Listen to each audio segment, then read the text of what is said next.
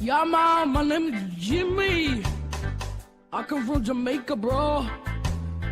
Gonna sing Motto Vu. Oh, oh, oh, oh, oh, Motto Vu. Oh, Alecha, Yaakov. משכנותיך ישראל, מה טובו אוהליך יעקב. משכנותיך ישראל. This comes from the portion of Balak. Bilam thinks he's gonna curse Israel, but really in the end his plan derails into nothing and it ends up blessing Israel. מה טובו עליך יעקב, משכנותיך ישראל. Bilam thinks he's bad, he's really good because he blessed Israel instead of putting them in a bad mood. He did not curse them, he did bless them. He blessed them with these words. מה טובו עליך יעקב, משכנותיך ישראל. מה טובו אוהליך יעקב, משכנותיך ישראל. Yo, Bilam did not curse Israel, he ended up blessing them with the following words. מה טובו אוהליך יעקב, משכנותיך ישראל. He talked to a donkey, beat it up. He beat it up, but the donkey still loved him a lot and told him a lot. But he ended up being bad. He never turned a new leaf. He ended up being a villain forever and ever and ever and ever. מה טובו עליך יעקב, משכנותיך, משכנותיך ישראל. מה טובו אוהליך יעקב, משכנותיך ישראל. Everybody listen, gather around. מה טובו אוהליך יעקב, משכנותיך ישראל. Listen to those words. Research them. The translation in English, they are good. Good words Bilam spoke, but he meant to curse Israel. He ended up blessing them instead. The donkey helped a lot, but he still ended up being bad. מה טובו עליך יעקב, משכנותיך ישראל. מה טובו אוהליך יעקב, משכנותיך ישראל. מה טובו, מה טובו אוהליך, מה טובו אוהליך יעקב, משכנותיך ישראל.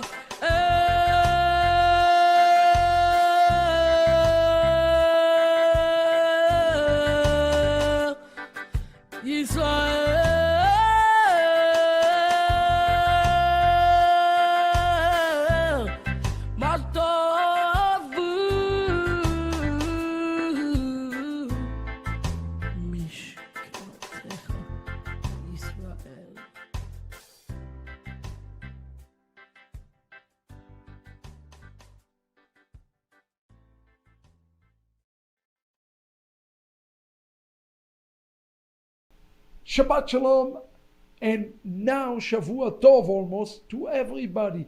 I don't believe the Shabbat is over. Please, please, leap with us to the next Shabbat and the next Shabbat. Milchemet HaEmunah is coming. Sign up, people of God. Online, in person. I want to see you. Pastor Matt wants to see you.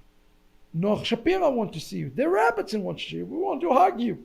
We want to say hello to you. Rabbi Emmanuel want to meet you. Our Australian and our French and our Portuguese, oh my God, they all want to see you. And you want to be part of Milchemet HaEmunah. We do not want spectators. We need to raise an army, a vision for our army. Let me tell you, we have something very special for you today. God has blessed us with some of the finest young people I know. Today you're going to hear a message by a young lady. She is a little bit older now, but she's still a young, very young. She came to our yeshiva and she gave this message. She was 18 years old. I think you will be very, very blessed this evening to hear this message about vision, about chazon. And we must continue to pray for the next generation. We got to raise them now when they're 3 and 4 and 5 years old. That's why this conference, Milchemet HaEmunah, is so important. That's why Tikkun HaMidot, run and order it. Remember, next Sunday is the big yeshiva. If you ever wonder about demons and angels, how to deal with all of this spiritual realm, this is the yeshiva for you. Do not miss it. Do not miss it. It's going to be absolutely amazing. This evening, you have an amazing evening before us. Continue to pray for us. And your financial support is so critical, so important. I hope you will be blessed this evening. Shavua Tov. Let's go to Havdalah.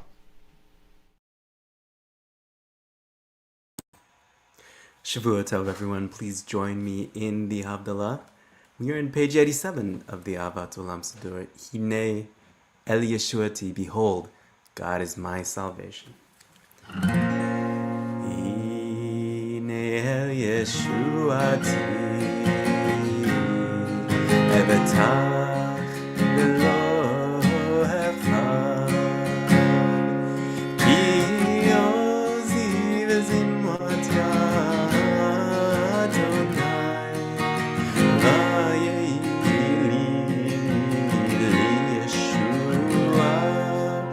Shavtem mayim besason Mimane HaYeshua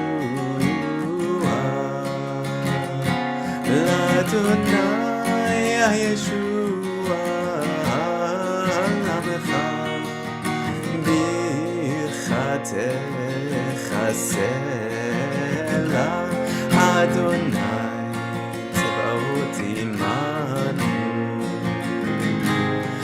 Gav lanu Elohei HaKosela Adonai Tzebaot Ashrei Adam Boteach Bach Adonai Hoshia Melech Yadneinu Yom Koreinu LaYudim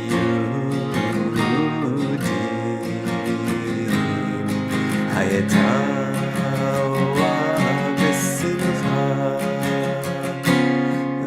Sazon v'ikar kinti elanu Kos Yeshuot esav v'shem Adonai Ekva savlim anan Lai lai lai lai lai lai lai lai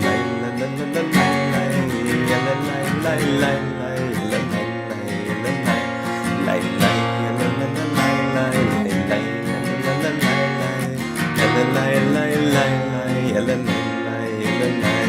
Baruch atah Adonai Eloheinu melech haolam boeh pri hagefem boeh pri hagefem Lai lai la la la lai lai lai la la la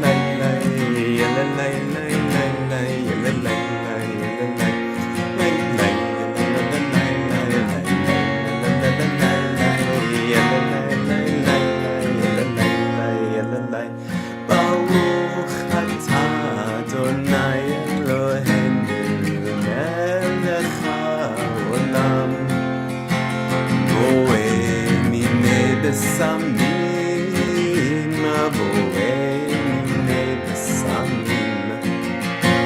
Lay, lay, la la la lay, lay, lay, lay, la la la lay, lay, ya la lay, lay, lay, lay, ya la lay, lay, ya la lay, lay, lay, la la la lay, lay, lay, lay, la la la lay, lay, la la lay, lay, lay, lay, ya la lay, lay, ya la lay. Baruch atah Adonai Eloheinu melech haolam.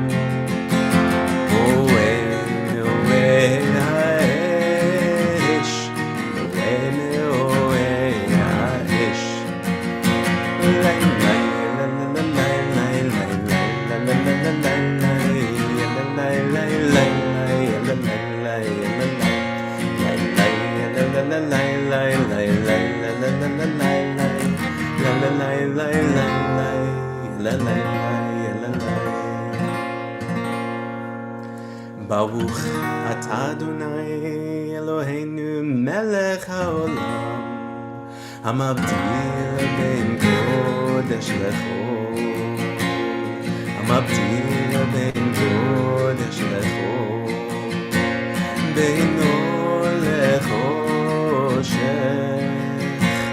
beino lechoshech, ben Yisrael elamim, ben yom hashvi'i לששת ימי המעשה, המבדיל בין קודש לחול, המבדיל בין קודש לחול, בינו לחושך, בינו לחושך, בין ישראל אל עמים, בין יום השביעי לששת ימי המעשה. ברוך אתה אדוני המבדיל בין קודש לחול. לחיים everyone. שבוע טוב, שבוע טוב, שבוע טוב, שבוע טוב, שבוע טוב, שבוע טוב, שבוע טוב, שבוע טוב.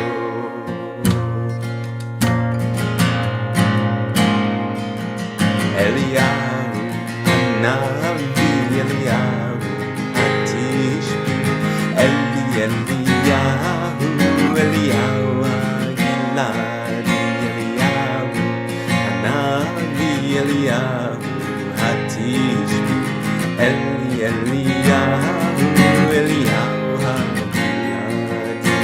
במהרה הוא יבוא אלינו עם משיח, משיח בן דוד. במהרה הוא יבוא אלינו עם משיח, משיח בן דוד. אליהו הנביא, אליהו התשבי, אליהו, אליהו הגלעדי. אליהו הנביא, אליהו התשבי, אליהו, אליהו הגלעדי. במהרה הוא יבוא אלינו עם משיח, משיח בן דוד. במהרה הוא יבוא אלינו עם משיח, משיח בן דוד. במהרה הוא יבוא אלינו עם משיח, משיח בן דוד. במהרה הוא יבוא אלינו עם משיח, משיח בן דוד. We're wishing you all Shavua Tov. Please don't forget to order Tikkun Hamidot. It is going to the printer this week. It's going to be shipping out this week.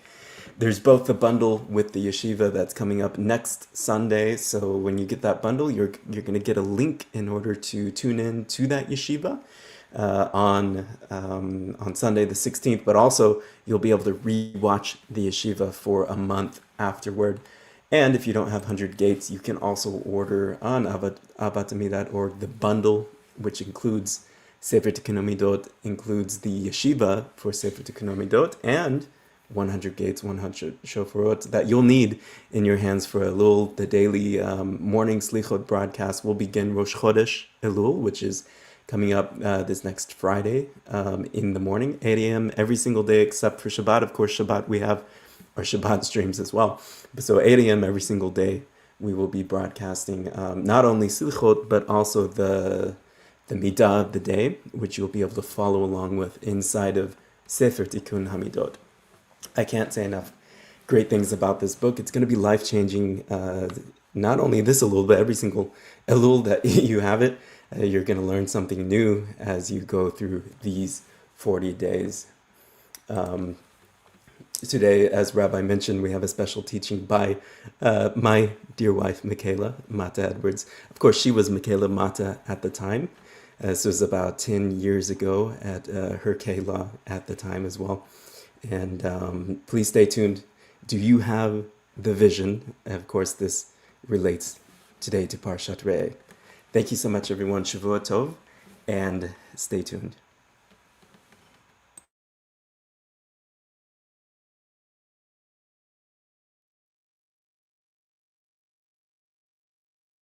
I was sent to Columbia to receive the understanding of what it is to be a Messianic believer.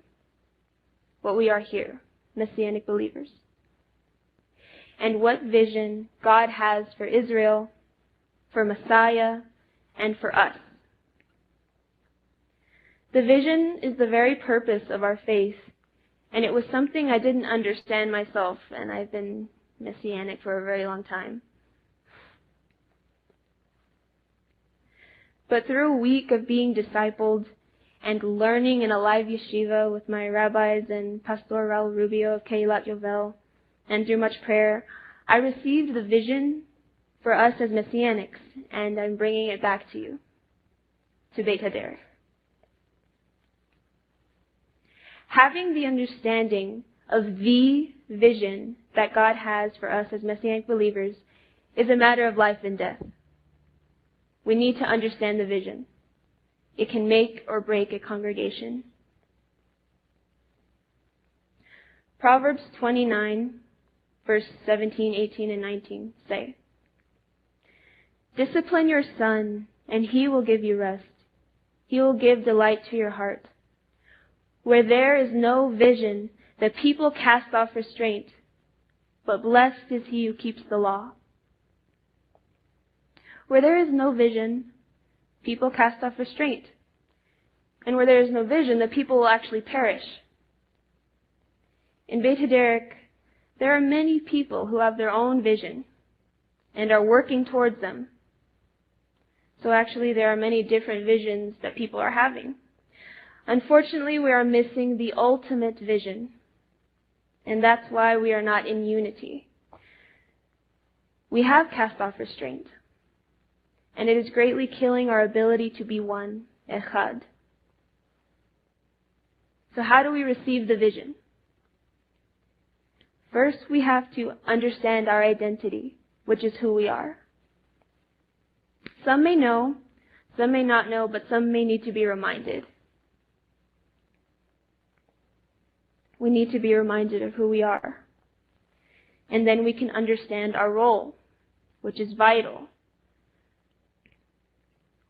We here at Beit HaDerech have to be a strong and passionate voice in the dry West Texas desert, redeeming and restoring the Jewish Messiah and uplifting the Torah. This is the definition of Messianic Judaism. Messianic Judaism is faith and devotion to the Messiah of Israel and faithfulness to his Torah. This is what it means to practice and identify as a part of Messianic Judaism. This is the simple definition of who you are. Faith in the Messiah and faithfulness to his Torah. Because identity and vision are connected. Zehut and Chazon are connected. You cannot claim to have the Messianic Jewish identity of Yeshua and not have his vision. You can't. And you can't be fulfilling the vision without knowing who you are in Messiah.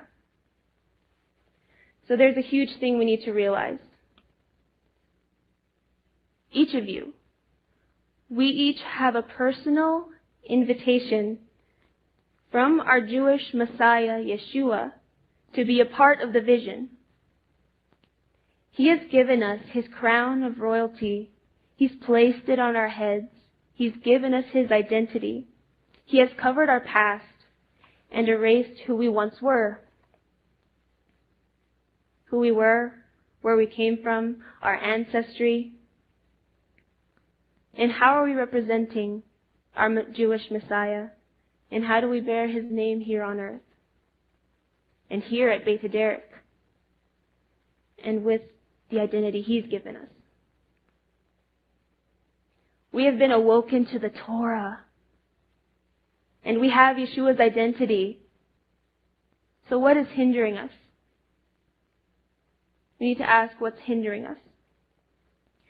Because for some reason, we don't want to completely cross over and 120% embrace our new identity and role. We want to sit back and question everything. And not move forward unless everything is explained to us before we say yes. But after it's explained to us, maybe we'll think about it and wait a few years. We are not in the mindset of Naseh v'Nishma. Pause. Raise your hand if you've been here for 2 years. Raise your hand if you've been here for 4. 7. What does the phrase Naseh v'Nishma mean? You can yell it. Not our teachers. None of our teachers. But Naseh v'Nishma, what does it mean?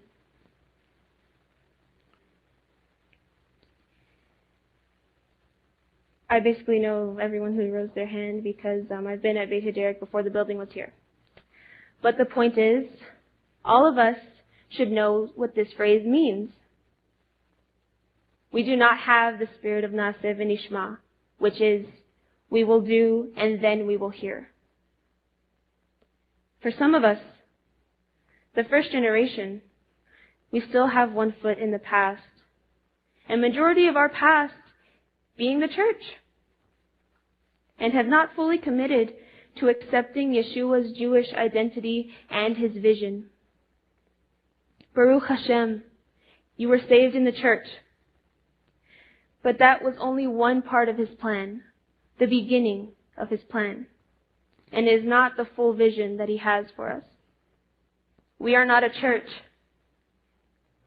If you are holding your past identity of the church and still have one foot there, that means you have not committed to 110% to the Jewish Messiah Yeshua with zero restraint, and to his family members, the Jewish people of Israel. What the church teaches and upholds is that you will be accepted.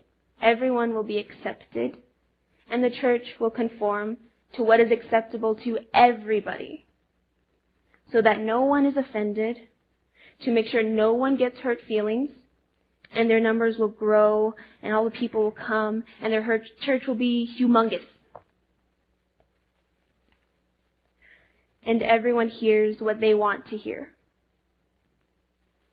And the scriptures tell us of these exact things. The Brit Chadashah in 1 Timothy warns us that in the last days, people will be seeking out teachers to fit their likeness and gather together to hear the words they want to hear. And the prophet Amos warns us of the messianic times when there will be a famine on the earth, but not a famine of bread or of thirst, but a famine of hearing the true words of the Lord. This is the complete opposite of Torah and of following a life following the Jewish Messiah Yeshua, our Messiah who saved us. So, here comes my favorite part. Let's examine one, if not the best, examples of what it means to follow Torah with the correct heart and the right attitude of Naseh v'nishma. We will do and we will hear. Let's look at Ruth. Ruth. She left Moab behind. She turned around and went the other way. She completely left Moab behind. She didn't understand all that was in Torah, but she clung to Naomi like it was life and death. She didn't question anything. She didn't ask to read the terms and conditions of all that following Torah and following Naomi would entail. She covered everything. She said, "Your people will be my people, and your God will be my God. Where you go, I will go, and where you die, I will die." Sadly, many of us only have the "your God will be my God" part. We are so proud to say that our God is the God of Abraham, Isaac, and Jacob, the God of the Jews and of ancient Israel. But if you notice, Ruth first says, "Your people will be my people." What Ruth was doing was committing herself 110% to Israel, the God of Israel, and the Torah. What this means for us is if we do the same as Ruth, we will also reap the full blessing of what God has promised His people. In that we will stand beside them and also suffer when they suffer and live how they live, and if they die, we die. It means total solidarity, like Ruth. And it's all about being one. She lived out Naseh v'nishma. She mimicked the children of Israel at Mount Sinai when they received the revelation of the Torah. And at that moment they became one, as one nation of God's people. A Gentile convert. And because of her circumcised heart and her obedience, she was the great-grandmother of King David, which is recorded in the Besarav Matityahu, the Gospel of Matthew. She was used in God's plan in bringing Messiah to the world. God used a Gentile, Ruth, who took hold of her Jewish identity through Naomi without any restraint. She grabbed hold of the tzitzit. She had the mindset of Naseh v'nishma. And for her diligence and obedience, she was the great-grandmother of our Messiah Yeshua. Torah is a book of prophecy. Does everyone believe Torah is a book of prophecy? God used a Gentile convert with a circumcised heart to fulfill the mission of bringing the Messiah into the world. And this is the exact role and example we need to follow if we stand any chance and have any hope whatsoever of bringing Messiah back into reconciliation with His people, His Jewish family. It takes a circumcised heart from us. Rejection of your past identity and acceptance of the beautiful crown of royalty Yeshua has placed on our heads when He gave us His identity. It takes us living out Naseh v'nishma and trusting that God will give you the understanding with time. He will bless your efforts only if you put them forward. Ruth was a part of the plan and vision to bring Yeshua to the world and to show that it will take us Gentile converts to do our part. It's a book of prophecy. It is our duty to bring Yeshua back to his people. This is our purpose. This is the vision. And when we look to the future of the vision, when the Jewish people will accept Yeshua as the Messiah and continue to practice Torah, they will be practicing Messianic Judaism.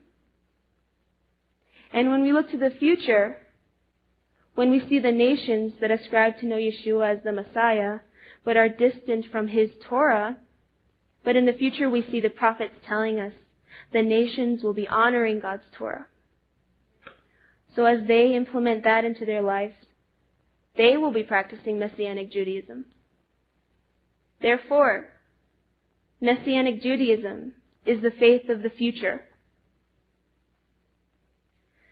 So by living it out today, in everything that we practice, in everything that we do, we are living an example of the future reality, a small piece of the future heaven. This is the vision of Sulam Yaakov, the ladder of the ladder of Jacob, bringing heaven down to earth and the tikkun of the world, which is actually the first instance in the Torah of the word vision being used. Genesis chapter 28. So all of this to say that Messianic Judaism is the practice of the Messianic kingdom.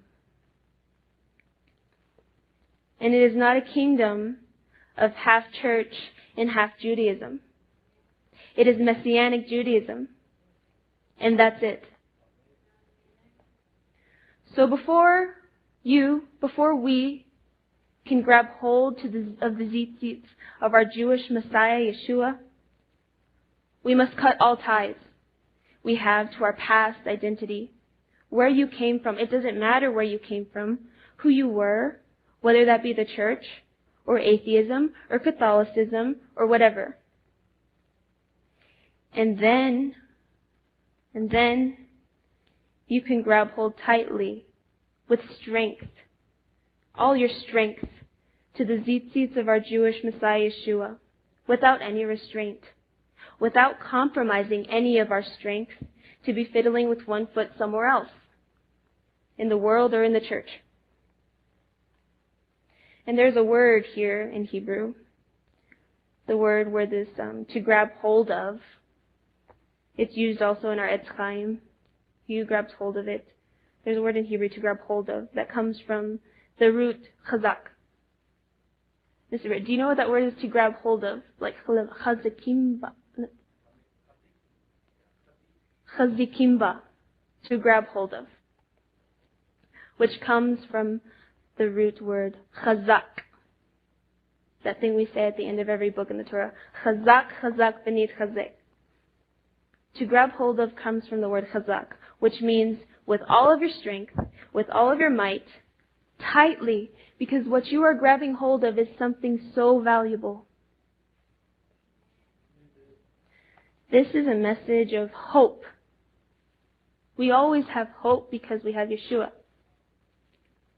We can blame the Jews for not accepting Yeshua and accuse them for not being the best nation of priests. But we are also to blame because we have been a poor, sad, lazy Ruth. The compromise of holding on to the tzitzit loosely while also holding on to our old identity with one foot still in the church is detrimental for our kehillah, our congregation. And it is ruining us and confusing us and limiting us from flourishing and growing. This is why we are not healthy. Has any of you stopped to question why we have been stuck in the same spot for years and why we're not seeing a big second generation rise up here? We are sick, and this compromise we are making is hurting us. We have no reason to expand our building to make Bikhaderek bigger, a bigger sanctuary, more classrooms, if we have no second generation. And me, as a second generation, I want to be a good Ruth. I want to be a good Ruth. I don't have the church in me. I did not come out of Egypt. I want to embrace the Jewishness of my Messiah, Yeshua, who saved me. And the fear of losing Yeshua for taking on the Jewish observance of Torah is nowhere in my mind. It doesn't even make sense. It doesn't make sense to me. You can't have messianic faith without Judaism. And we are afraid here to even say the word Messianic Judaism. We're just Messianics. Because we're afraid of the title Judaism. Judaism comes from Jew. And it is the identity of our Messiah. So this proves we're fearful. And I believe fear is what is infecting our first generation. The fear of if we have too much Torah, people will leave Yeshua. How can we leave one for the other? These two are one. I do not have to compromise one for the other.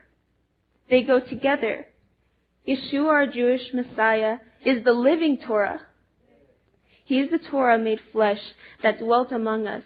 And maybe, if we practiced and lived more of an authentic, messianic Jewish lifestyle, which means to represent Yeshua as the Jewish Messiah, follow his people with authentic Jewish Shabbat services, implement halakha, focus on making talmidim, and building loving relationships built on love and respect, then I believe we wouldn't have this struggle of fear anymore.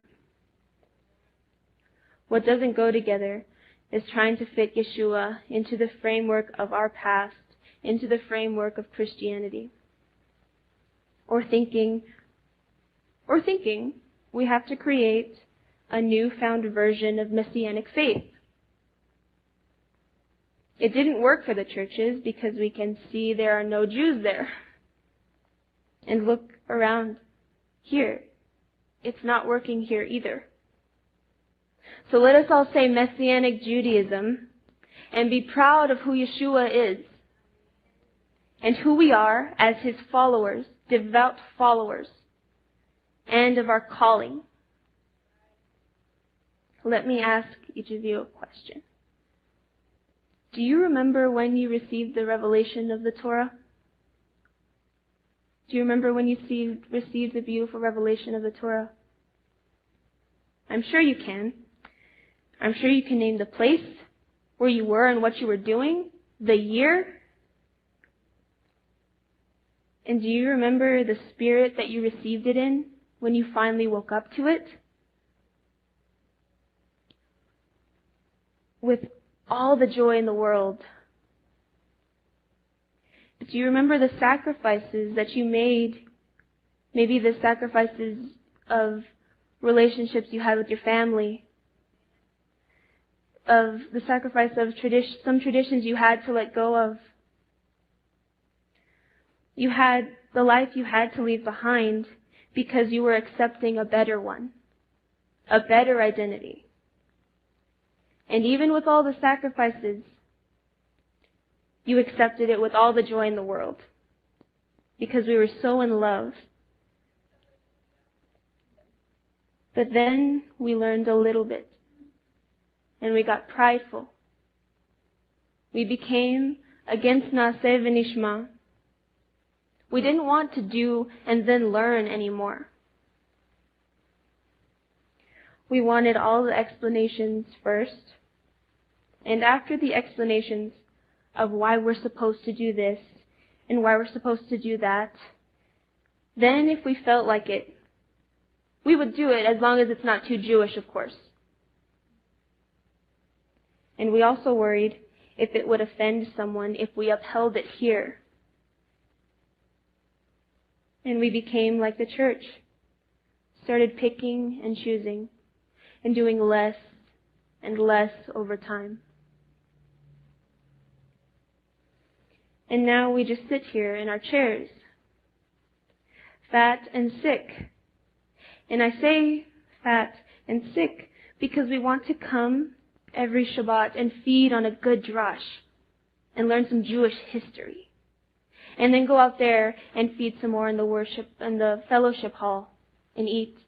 And then feed on some social hour. And then go home. The workers are very few. And we need all of you. And we want all of you. So let us deal with the fear. Let's deal with the fear. The fear of offending people and compromising that for our Messianic Jewish observance of Torah in our community is one of the problems. Let me ask the question. When you first generation have completed your time here, and when you go to the ground, are you willing to take the beautiful revelation that was given to you and have it buried with you? Or are you willing to step out of the fear and grow stronger and bolder, fulfilling the Messianic Jewish vision that your part requires to ensure that you will pass something valuable and in good order down to the second generation while you're still here? Fulfilling the vision in the Jewish identity of Yeshua so that you pass the torch to us in full confidence that the vision and the faith will go on. The reality is that God's vision will continue with or without us. It is like a plane going to take off. It will take off, and the mission will be fulfilled with or without us. Because God has a plan. He has plan A, and there is no plan B. He only has plan A. And if you're not willing to complete and put yourself in the plan, He will go on to the next in line. I don't believe that He brought all of us here for nothing. He selected each of us. He pulled each of us out of one spot or the other, whether Christianity, Catholicism, atheism, so many different places to build a community here in the dry West Texas desert called Beit Hadrech. And if we do not listen and follow the plan and the vision He has given us, we will dissipate and be no more. He did not gather us here and give us the revelation of His Torah and give us His identity so that a few years later we would go astray from the vision and fall apart. And what binds us together here? All of us different people. We are each very, very, very different from one another. And sometimes think the person across the room is weird and one another is weird. But despite that we come from different places with different backgrounds and family lives, what binds us together is the Spirit of Yeshua and His identity that we now share. And it should make us one.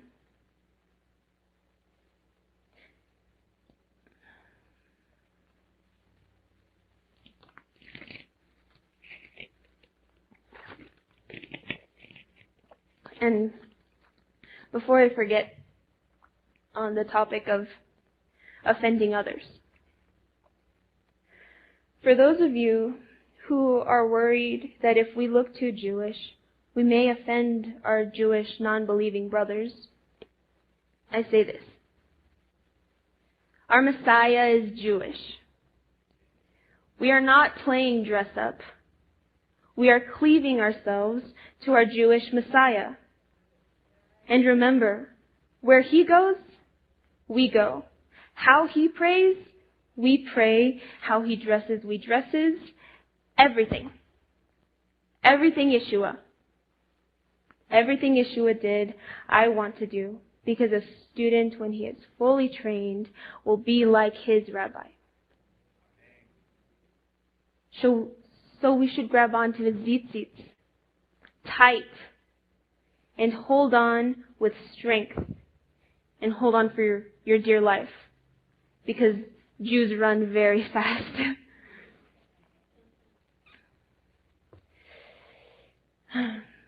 Okay. Now I want to share, I guess they're testimonies, some videos of the Messianic Jewish community in Colombia, Keilat Yovel. They're not Jews, and they have a leader, Pastor Raul Rubio. He is a Messianic Jewish pastor, and I just want to show you some videos from Colombia, from their Shavuot services and their Shabbat. And their joy testifies for what following a Messianic Jewish observance of Torah can be. Joy. So, I think I have to... Do I need to go back there and pick the right videos? Or... Okay. I'll let you just click them, and then I'll give you the cue for next to go to the next one. So you can click the first one.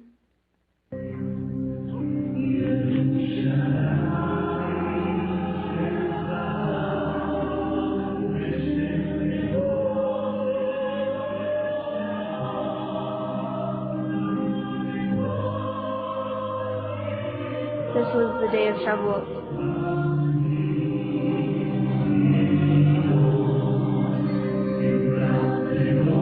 If you could click skip to the middle of the video above the plus, the pause.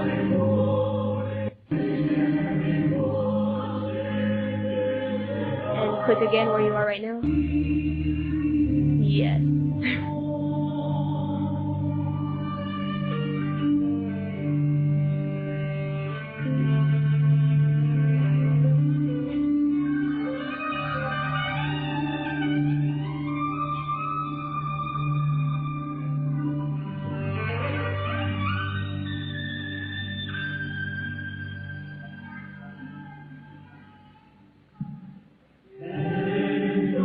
You can click the next video. I think it like cuts off here.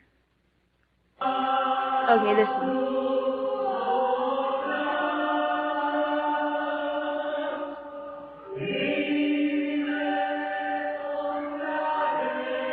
Skip a little bit. There.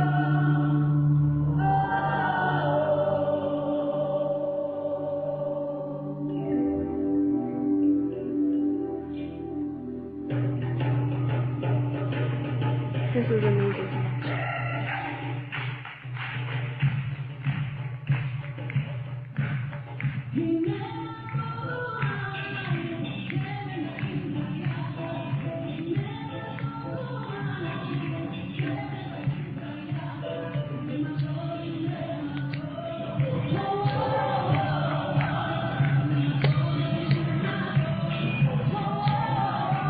Okay, you can go to another video, or whatever is next, if it's an image.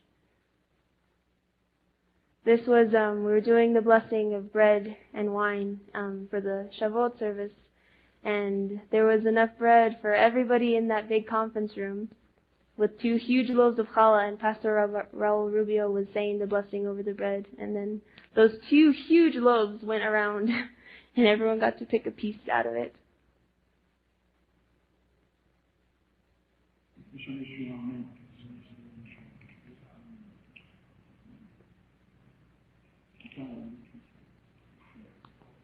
You can skip a little bit. I think they're about to pray the Matovu. Y estamos dispuestos.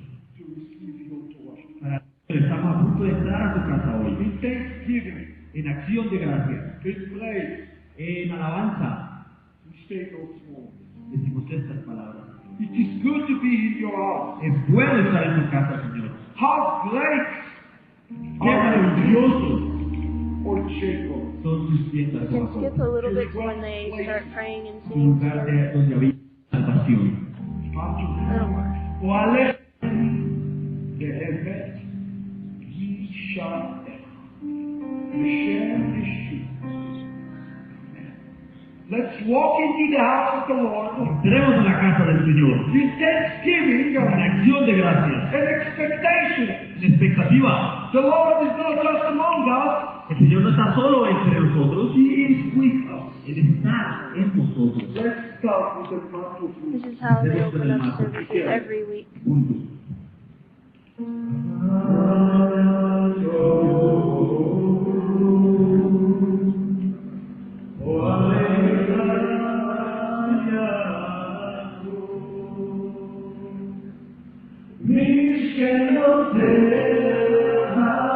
Everybody lifts up their voices when they pray.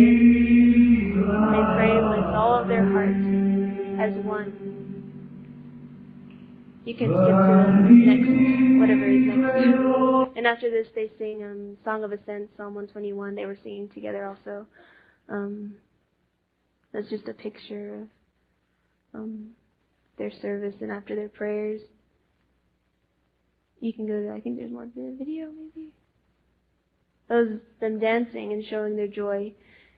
This is these are the members of the community in Colombia, Messianic community, that have Torah, that have their Jewish identity. They're not Jewish by blood, but they have their Jewish identity of Yeshua, and they have Torah, and they have halakha. They have respect and love and kosher and modesty, and none of that has been sacrificed for their joy. They have joy in all of it. And you can go to another video. As you can see, their joy.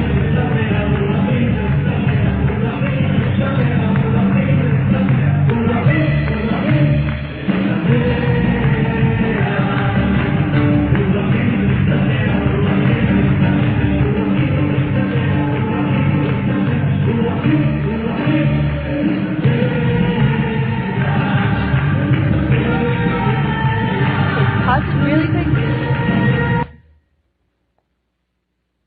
So, this is the, and this mixture of people right here is not just majority is Keilat Yovel in Bogota, but there are Rabbi Shapir's students that are from Brazil, Argentina, Chile, Mexico, United States, a lot of whom don't speak the same language, but they still come together to be one. They have language barriers. I had language barriers with all of them. But it didn't matter because what united us was our identity in Yeshua. And here we speak the same language, but it's very hard to get along and have the same, be in one accord. But it's just a testimony of their joy that they have and the obedience that they've given to their leaders and their pastor. Show some maybe more videos and pictures.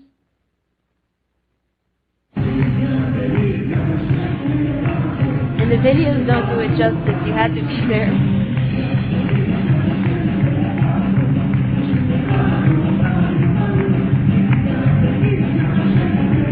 And none of this was a show for us. It is every week the joy that they show when they gather on Shabbat. The joy that they show.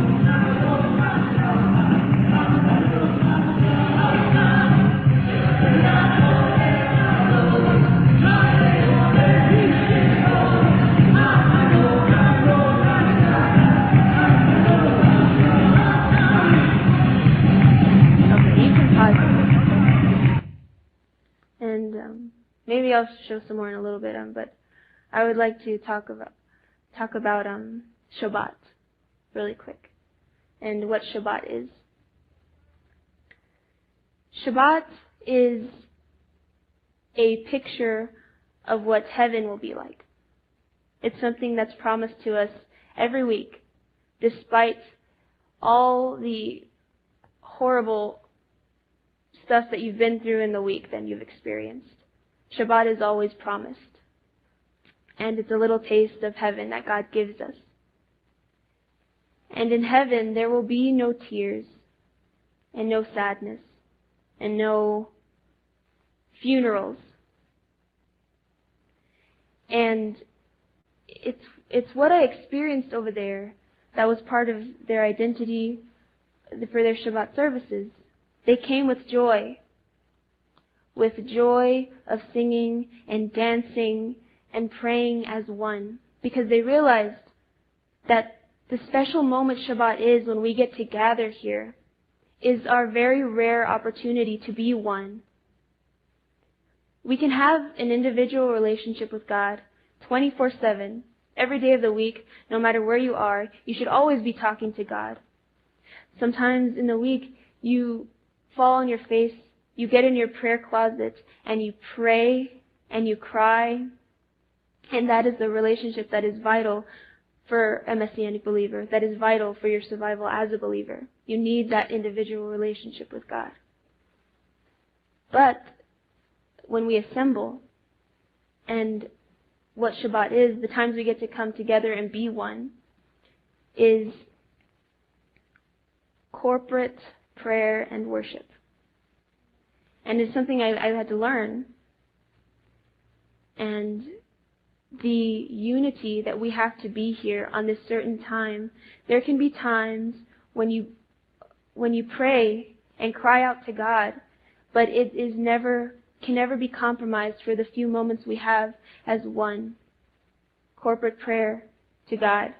When we come here and open up with the Matzavu and we worship with song, we should be singing one song, just like Israel sang when they came out of the sea. They sang one song. They were one. And the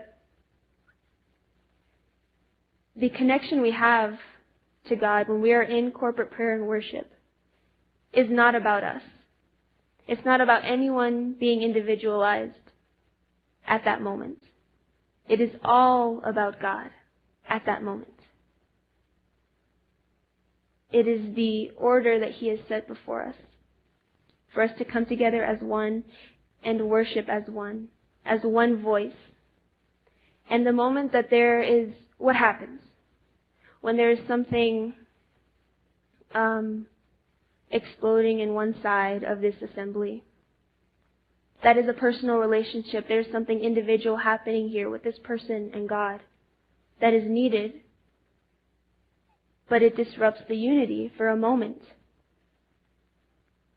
And there is a place for it 24/7 where you are in your relationship with God. But we cannot sacrifice any of that for the few moments that we have here in our service, in our avodah.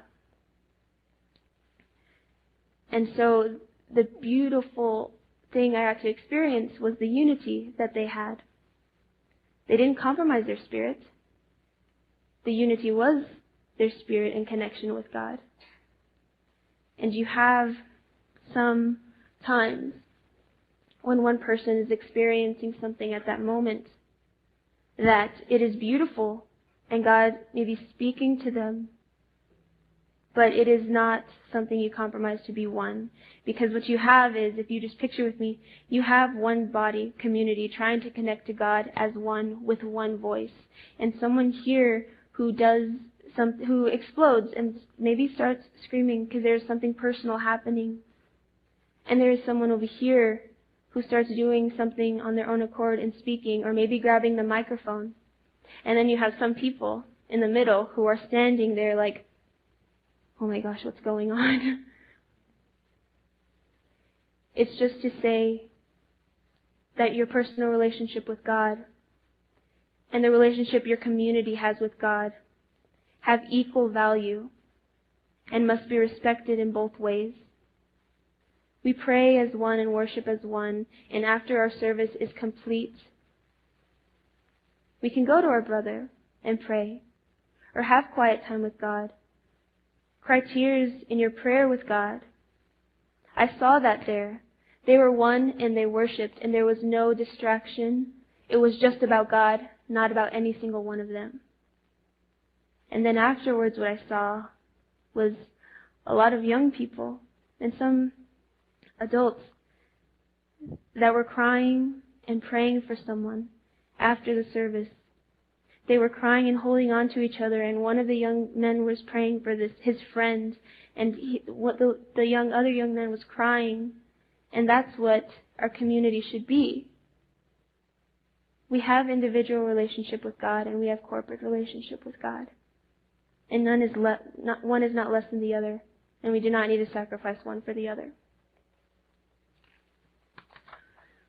So this community that I got to be a part of for a little bit, they have Yeshua. They have the Jewish observance of Torah. They have halakha in their community. They have modesty. They have kosher. They have discipline. And they have love and respect and joy. So much joy. None of these compromised their joy. It fed their joy and strengthened their community and their relationships with one another. There is a huge second generation there that have risen up and taken on roles because they want to be a part of the vision and something great. They've seen it modeled by their first generation. And none of them are Jewish, but they are so Jewish. They have embraced their identity of the Yeshua, the Jewish Messiah. And I will now share a story about something amazing that happened because of the way these Messianic Jewish people conducted themselves. It was a story about during our Shavuot service. We were at that big community center, and we were celebrating Shavuot. And at the end of the service was invited the Jewish president of the community in Colombia, the Jewish president of the Jewish Council in Colombia, was invited to our service and say a few words at the closing of our service in Shavuot. Who I was told a year ago, the Jewish president of Colombia had said, once he saw a bunch of Messianics rising up in Colombia, that you better keep all of these Messianics away from me and away from our community.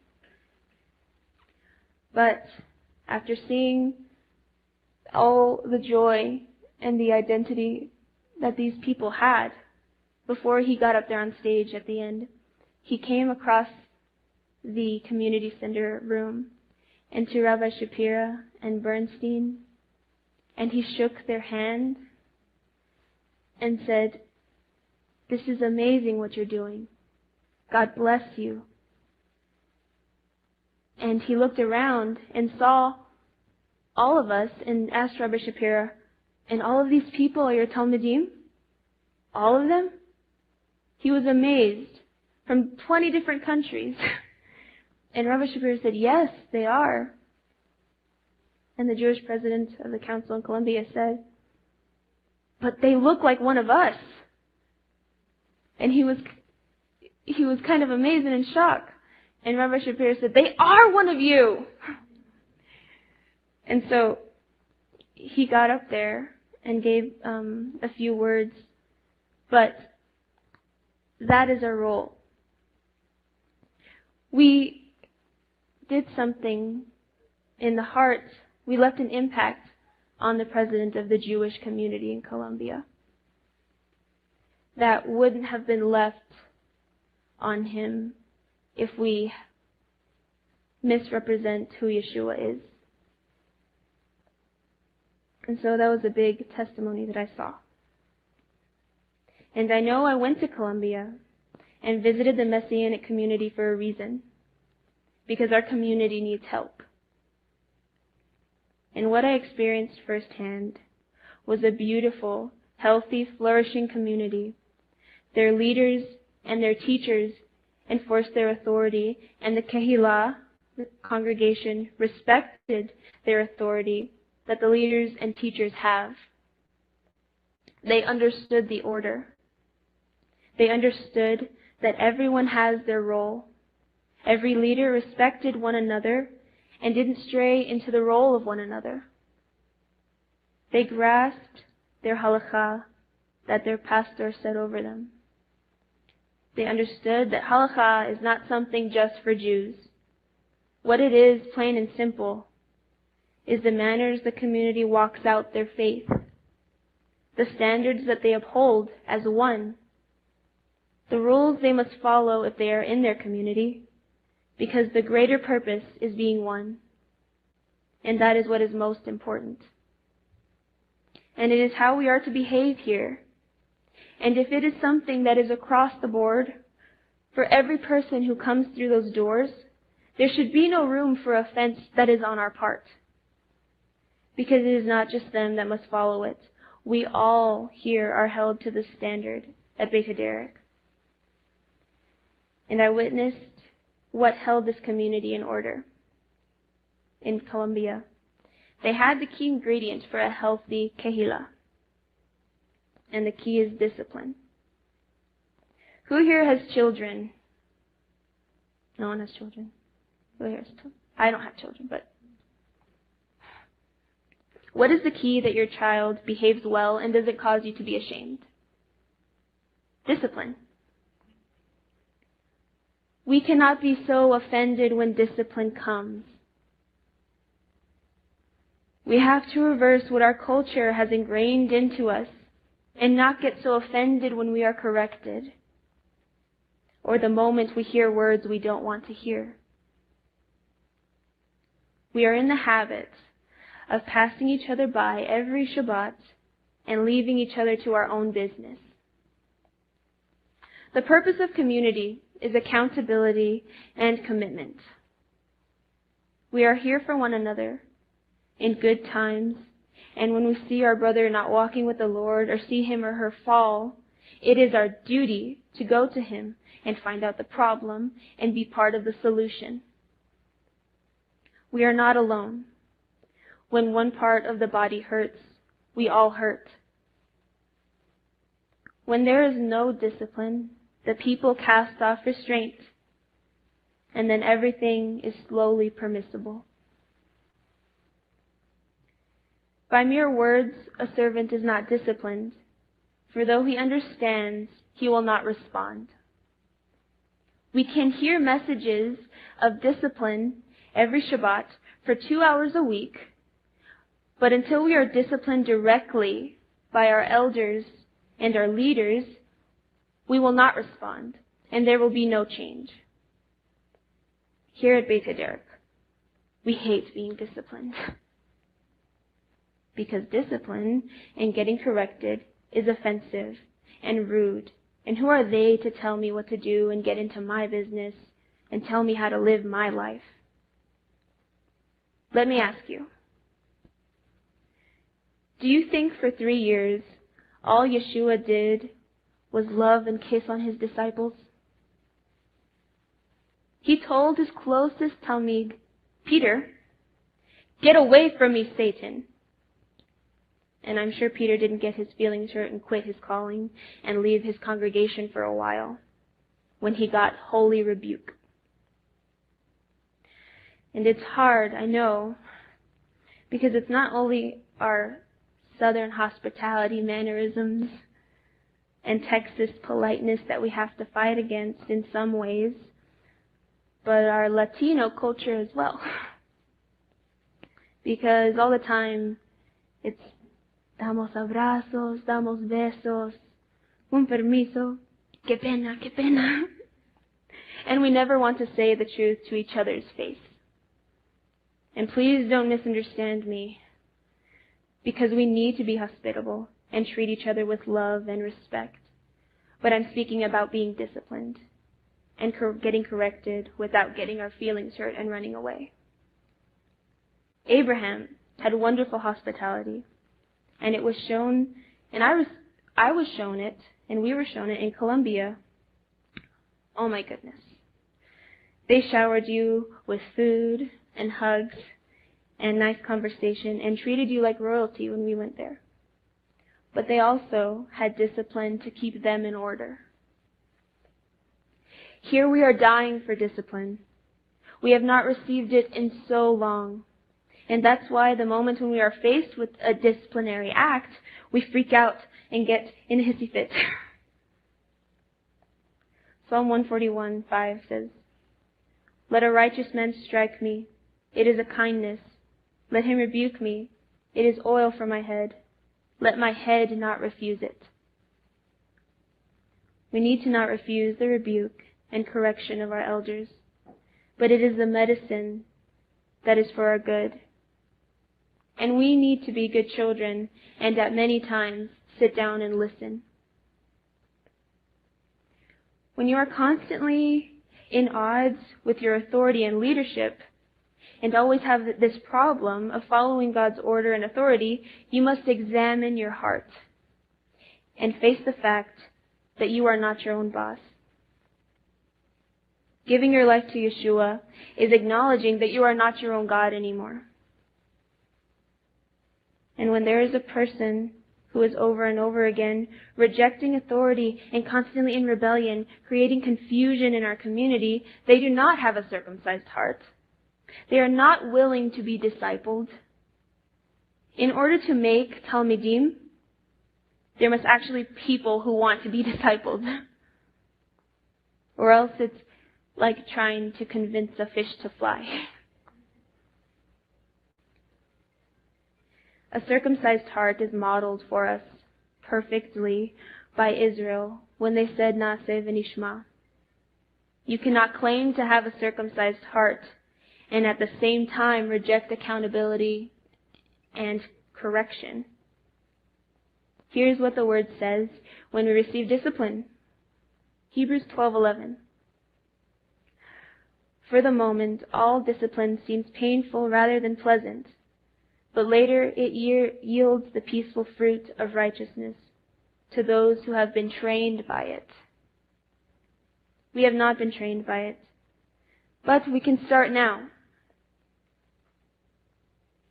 Hebrews 13:17 also tells us, "Obey your leaders and submit to them, for they are keeping watch over your souls as those who will have to give an account. Let them do this with joy and not with groaning, for that would be of no advantage to you." This is a word not just for us, the people, but for our leaders as well. So, now that we understand our identity and that it goes hand in hand with the vision, we are going to define what vision is.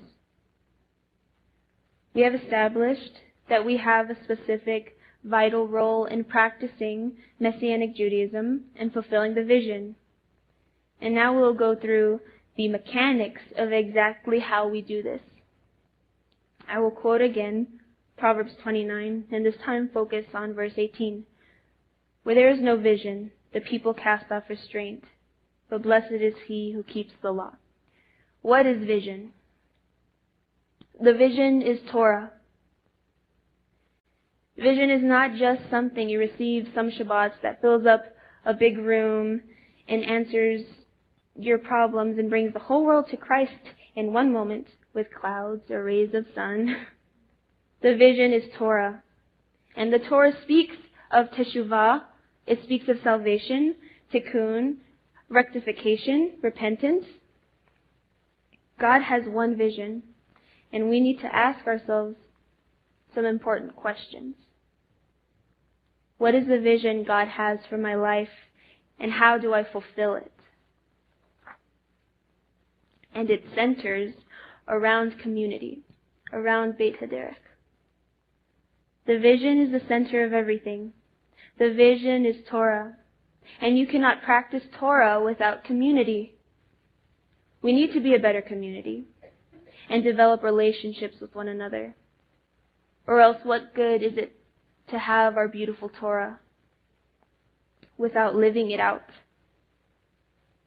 There's a tractate in the Talmud, Ta'anit 7a, and it says, "Whoever occupies himself in Torah for its own sake, this practice will become like the potion of life, like an Et Chaim springing forth life. However, one who does not practice Torah for what is inside, it won't only not benefit him, it will become like poison to him. Can you imagine the Torah being our downfall? Chaz v'shalom. But this is what happens when we receive Torah and do nothing with it. It is nothing to you if you do not live it and concern yourself with what is inside it. Just like the Torah without relationships with one another is legalism. There is no faith in the Torah without the works. And where we can practice our avodah, our work, our Torah, is in the community, because it is impossible to practice Torah alone without community. And that's why we're here. We have no choice. It's not because we get along and like each other all the time, obviously, but because we have to live what is inside Torah. And this is why we need a healthy community. A community worthy of Torah, who treasures the Torah, and where everyone does their part and fulfills their part of the vision. It takes everyone here in this room to do their part. Everyone in this room has a ministry, and you need to search it out and find it and do it with the best of your ability, with diligence and with excellence. Do everything unto the Lord. But ignoring your role in the community is rejecting the mission set before you as part of the vision and the plan of God. In these last days, God is counting His army. He is waiting to see who is making themselves available, who He can count on, who makes themselves fit, and run your race and finish your part of the greater mission. And the vision does not end just when your part is completed. There's a beautiful quote from Pirkei Avot, Rabbi Tarfon, 2:22, and it says, speaking about our role, "It's not your responsibility to finish the work of perfecting the world, but you are not free to desist from it either. Just like Moshe received the vision of the salvation of Israel from Egypt and the giving of the Torah at Mount Sinai, He led them through the wilderness, and He was their Messiah. But there came a time when His mission was complete. He fulfilled His part of the vision, but the ultimate vision was greater than even Moshe. Although his journey ended outside of the Promised Land, the torch was passed down to Joshua, and the vision continued." I would like to quote commentary from this passage in Pirkei Avot. It gives hope to our little corner of West Texas and the part we can play in the tikkun of the world, and the hope that we have for partnership with the first generation and the second generation here at Beit HaDerek. The Jewish religion teaches that this world, God's creation, is intended to be perfect. What would the perfect world look like? It would be full of life, especially its highest form, human life, and built to sustain justice, equality, and peace. But the present state of the world is far from perfect. How can we possibly achieve tikkun olam, a repaired world? To get there, we will have to overcome the enemies of life: poverty, hunger, oppression, discrimination, war, sickness. The Jewish answer is covenant, a loving partnership between God and humanity. We commit our lives to improving the world. We will work steadfastly, faithfully, advancing step by step until we attain a state of total perfection. This incremental approach means that the goal cannot be reached in just one generation. Therefore, Judaism, or Messianic Judaism, requires a partnership between the generations. Each generation will improve the world as far as it can. Then it must educate its children and pass on the mission to the next generation until the goal is reached. Rabbi Tarfon teaches, "Do not be arrogant. Do not think that you alone can finish the job. Trust in your children and generations unborn to take up the task. Know that you are part of the living chain of people who have dreamed, worked for a better world, and carried on this mission for 4,000 years in an unbroken covenant. So, in conclusion, after this message of hope, I believe our community can get well. There is hope. There is a purpose. When we understand our identity, when we understand the ultimate vision, and we understand our individual part that we play in the vision, when we become better roots and do our part in bringing Messiah back, when we stop compromising our Messianic Jewish observance of Torah and educate our members and accept who we are and who Yeshua is, then we will flourish. We will be a healthy community with the right vision. We will worship God in spirit and in truth, walking as Messiah walked. We will be one. We will be disciplined with love and have Torah with relationships and joy. Ani ma'amin b'emunah shlema b'viat HaMashiach. I believe with perfect faith in the coming of the Messiah. And that is the word and the message that I received in Colombia for our Messianic Judaism. And I pray that, and hope, and I have hope that we can get better. So let us pray now.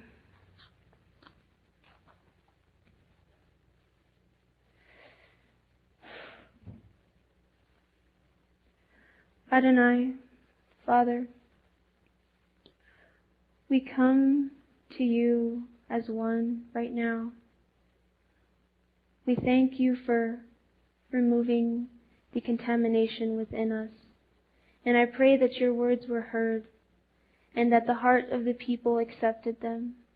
And that we move forward now. We choose to move forward in the vision that we are called to, our role that we have to play here. I thank you for Yeshua, for him saving us, and for bringing us all together. And I ask that you touch everyone's hearts and minds here in this room right now. That you touch them with the vision, with revelation, and with love. Love for you and love for one another that goes past all understanding. Help us look past each other's past and backgrounds and look at each other with love and respect and see the identity of Yeshua. I thank you for your Shabbat, for the everlasting promise that Shabbat is, and for the day we get to come and rest from the world. Thank you, Lord, for your words and for all of your blessings that you give us every day that we are undeserving of. Thank you for our elders, for our teachers, for our leaders, and for our brothers. Help us to walk in spirit and in truth, Adonai. Thank you, and I praise you, and it is the zechut of Yeshua that I pray in.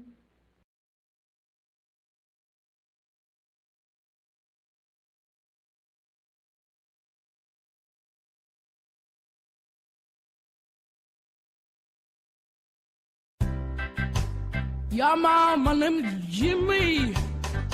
I come from Jamaica, bro. Gonna sing Motto Vu.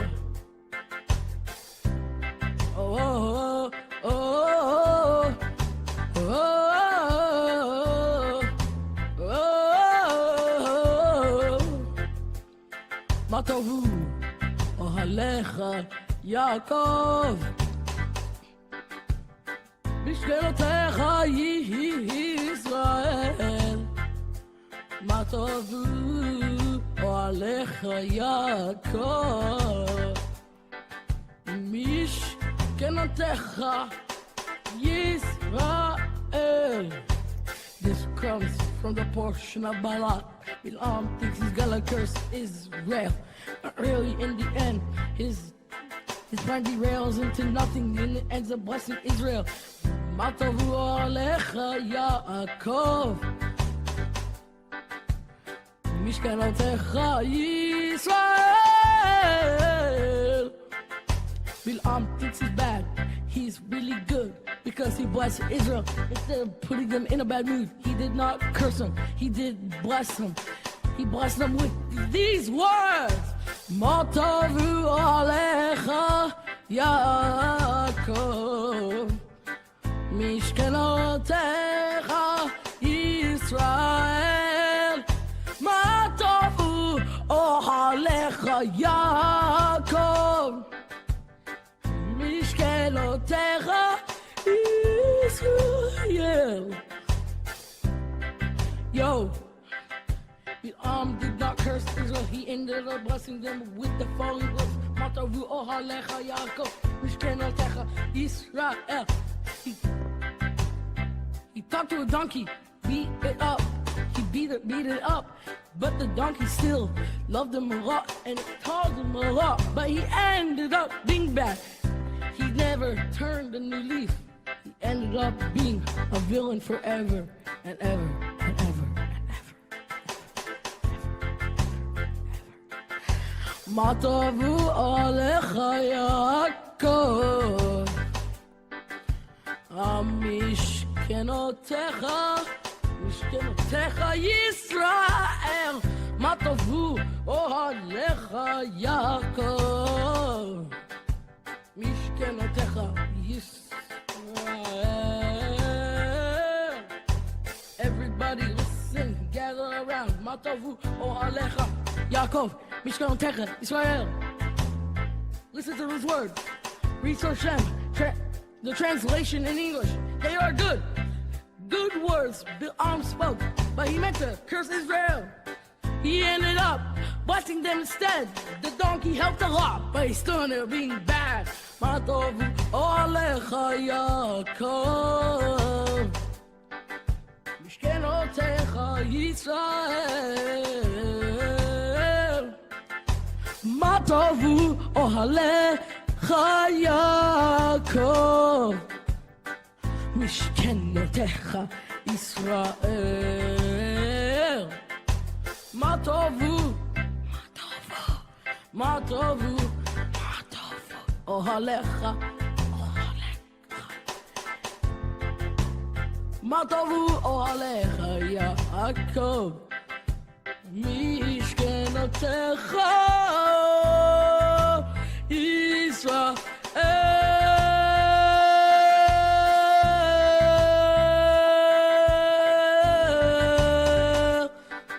Israel.